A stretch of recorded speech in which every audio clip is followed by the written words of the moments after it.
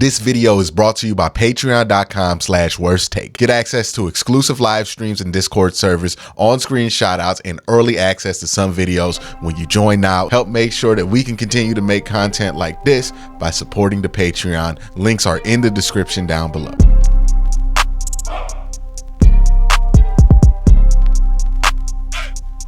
Who is the Browns' biggest surprise so far of the year?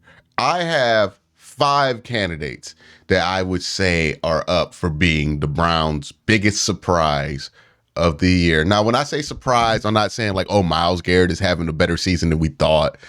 Myles Garrett being Myles Garrett, that's not really a surprise. Also, I am using positive surprises because there will be a disappointment video later on this week. So if you're looking for stuff like the injuries, Deshaun Watson being hurt for the year, lack of productivity on the offensive side of the ball, that's going to be on the disappointments video, but it's not going to be on the surprises video. We're going to try to keep the surprises things that are good, right? So I have 5 candidates for this list. Not list, but this award, I guess, who's been the biggest surprise. I think it's between 5 guys. The 5 guys, I think it's between Amari Cooper, Grant Delpit, JOK, Obo Okoronkwo, Dustin Hopkins. Now, Amari Cooper is on this list because he just keeps stepping it up. Now, he's had a bad couple of weeks, even before he left the game with the concussion. He had a little bit of an issue with the drops, but he had been so spectacular while PJ Walker was in there that I have to just cut him some slack because he really carried PJ Walker for that stretch of time. Like, you look at the Indy game, you look at the San Francisco game, you look at basically any game that you won with a backup quarterback this year, it's likely that Amari Cooper played a big role in that. So he's really been carrying this team, really been a force to reckon with.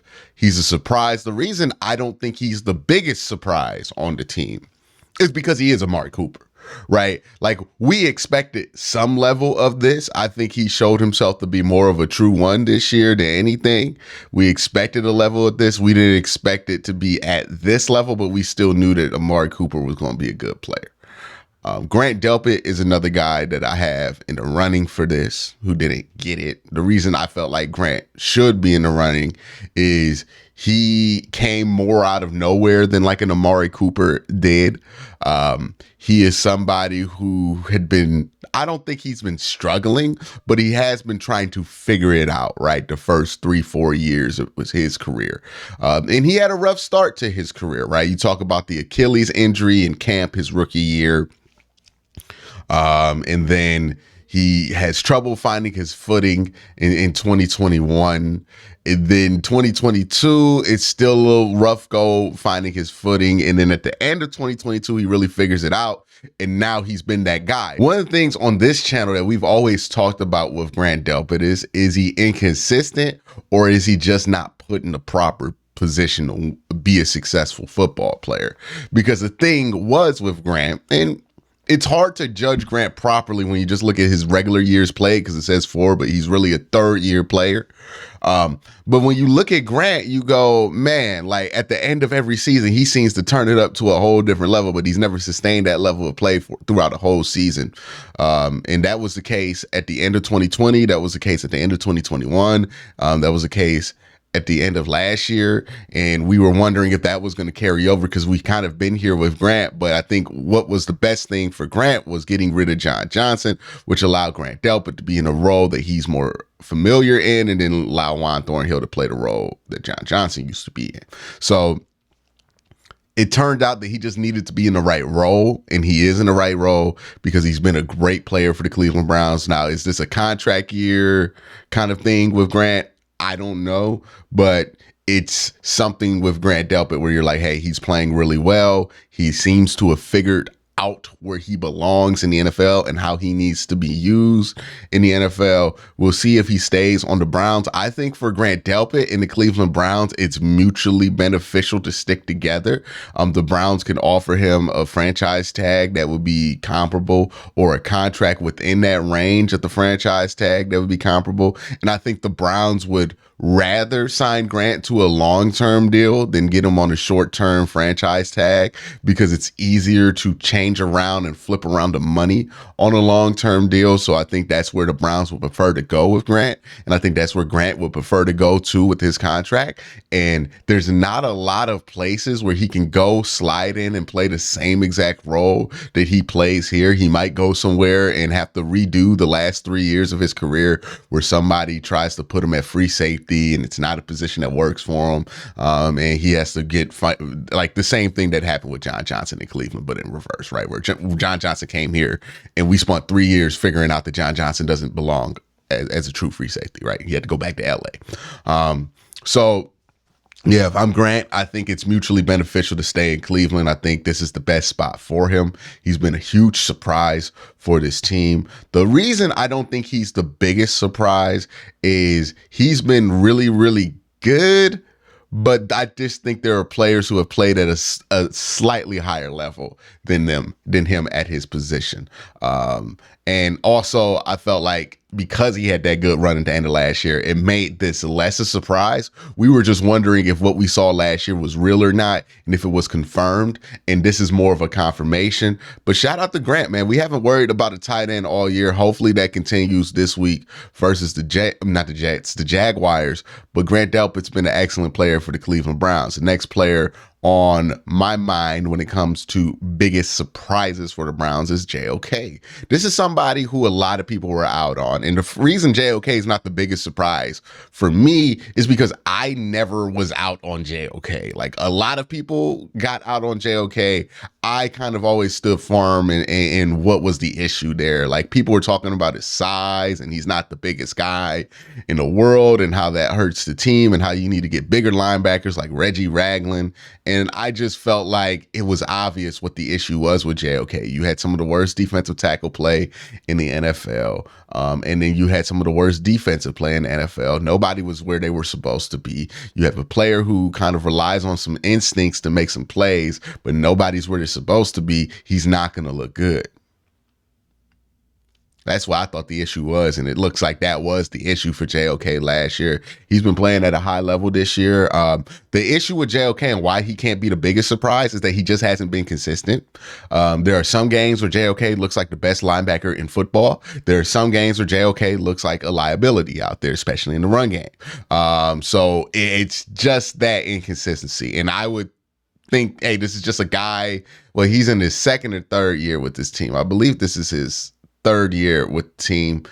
He's a little inconsistent right now, but you can see where it is with him and where he can get better, and where he can find that consistency. Just such a good playmaker. I think he makes sense to pair with a guy like Anthony Walker. I think it's funny how the Browns use him, because it's kind of similar to how the Ravens use Pat Queen and Roquan Smith, where Roquan's kind of the guy who does the dirty work, and then Pat Queen is the one who kind of makes the plays on the Ravens defense.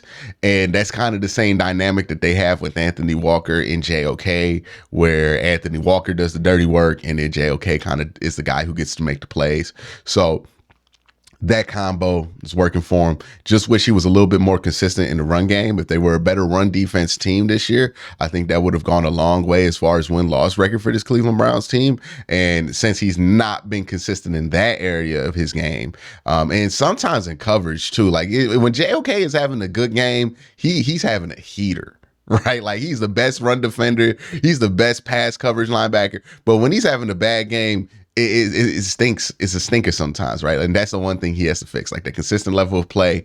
He needs to find a way to bring it to the field more often than not. Right now, he's the player that you want him to be about 70% of the time.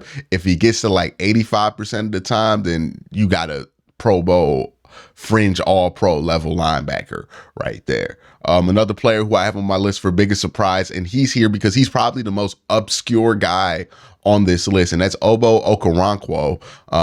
Now, look, the pass rush situation outside of Miles has not been what we've wanted, right? We didn't expect to be here, and it's another season where Myles Garrett has 13 sacks, and the second leading sacker has 2.5. Now, overall, they've done a much better job of getting to the quarterback this year. They've been getting sacks. Like, it's not been that much of an issue, but there's been no individual that's really stepped up opposite of Myles. We hope Zadarius Smith would step up opposite of Myles. It hasn't happened as of yet. Same thing with anybody else, and Okoronkwo's come the closest to doing that.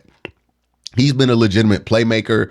The lack of size really concerned me about Okoronkwo, but he's been able to find a way to make that not be as big as an issue. Even in the games where I feel like nobody is stepping up outside of Myles, he is the closest one to step up, right? Like, he's the closest one to make a couple of plays or make something shake or something like that. He's been, in my mind, a more productive player this year, or a more impactful player than Zadarius Smith, which I didn't expect coming into the season. I didn't even think that Okoronkwo could survive there as the opposite edge next to Myles Garrett.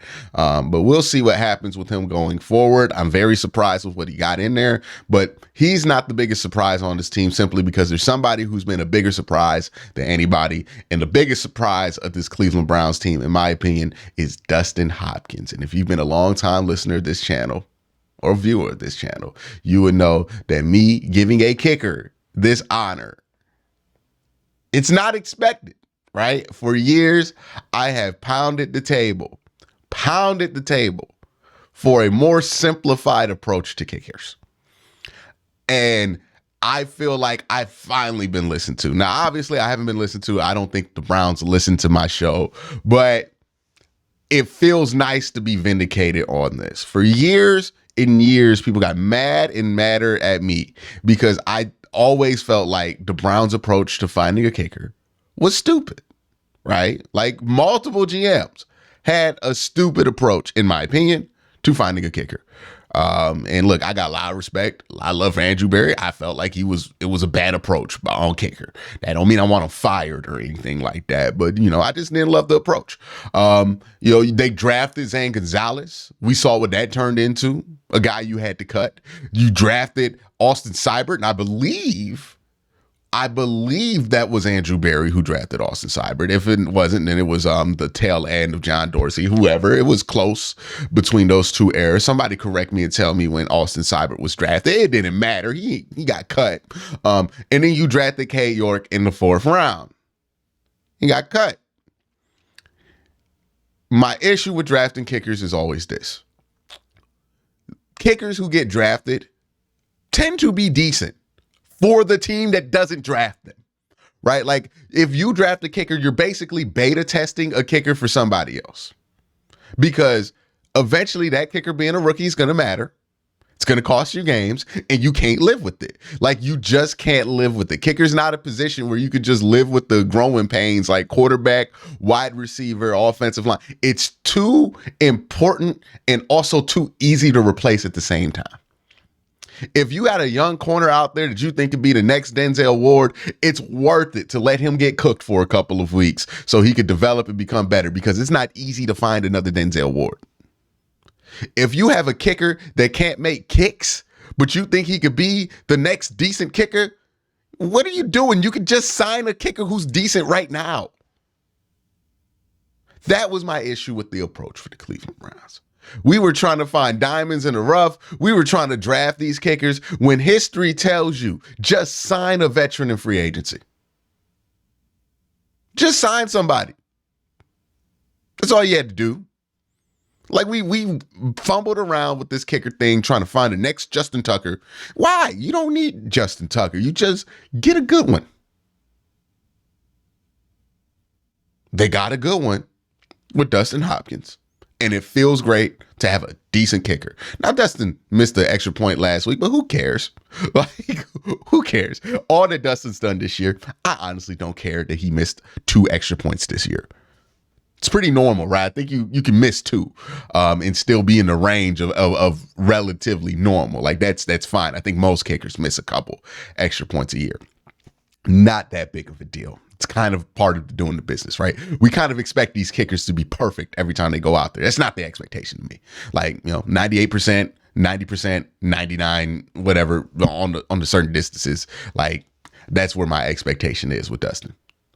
And he's been great. If you don't have Dustin Hopkins, you're probably where the Jets are. Right? Like, you're probably a 4-7, 4-8 football team because you don't make some of the critical kicks that you needed to make early in the season, especially to keep this team afloat. He's been a huge part of why this team is 7-5, and he's played a giant role in that. And he's a nice, calming presence to have on the sideline. So that's why I think D-Hop is the biggest surprise and the best surprise of the Cleveland Browns season. Let me know what you think in the comment section down below. Y'all have a great day. Have an even better night. Peace.